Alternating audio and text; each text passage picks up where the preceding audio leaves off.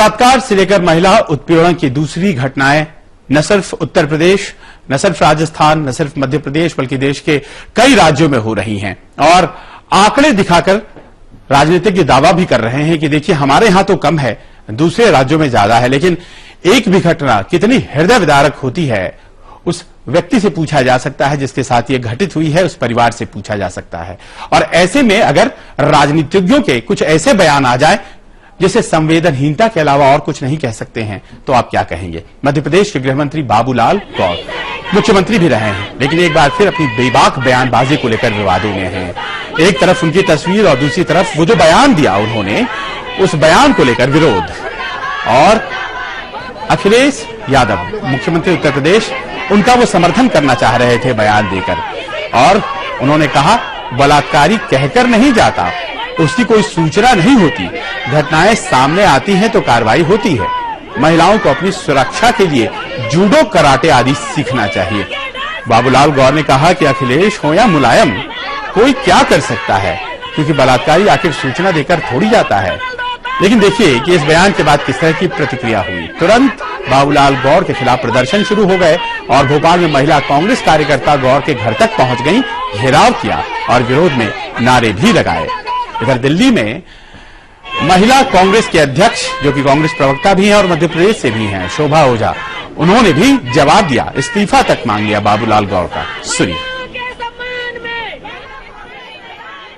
हम किसी की बराबरी नहीं करेंगे, ये एक विकृति है मनुष्य की। कोई हमसे कह के तो नहीं जा रहा कि हम बलात्कार करने जा रहे हैं, तो जाए पकड़ लें उसको।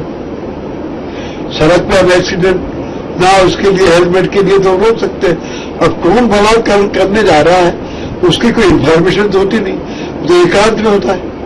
अगर कोई करता और फिर रिपोर्ट होती तो हम उसको कार्रवाई कर सकते हैं। हम सब पूछना चाहते हैं, 3 साल की बच्ची और 80 साल की बुजुर्ग महिला को आखिर जूडो कराटे की ट्रेनिंग कौन देगा? और मैं समझती हूं कि ऐसे गृह मंत्री के इस वक्तव्य के बाद गृह मंत्री को, अगर वो मध्य प्रदेश की महिलाओं को सुरक्षा देने में अपने आप को असहाय महसूस कर रहे हैं, तो वो अपना पद छोड़ें।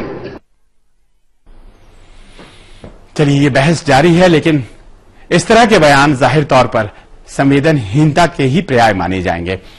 संवेदनहीन हम पर्यावरण को लेकर भी हैं। हमने शुरुआत में बात आपसे पर्यावरण के बारे में ही की थी और किस तरह से पर्यावरण के साथ खिलवाड़ ने तपिश बढ़ाई है, गर्मी बढ़ाई है और हम सब झेल रहे हैं।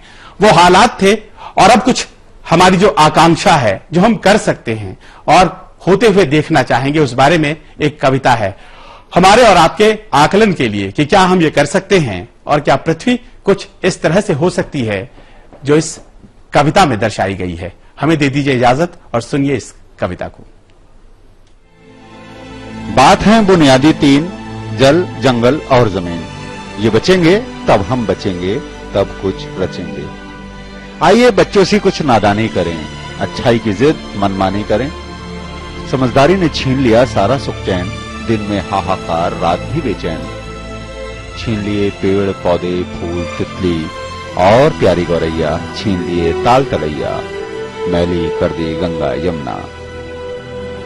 जंगल काटे शहर उगाए, शहर में आए हम घबराए। सब कुछ है पर मजा नहीं है, साफ पानी और हवा नहीं है। सुलग रहे हैं शहर रात दिन, उगल रहे हैं जहर रात दिन। फिर कहते हैं हाय गर्मी हाय सर्दी।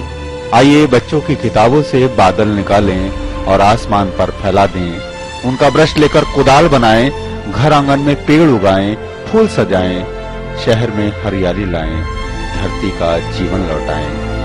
धरती को बचाना है।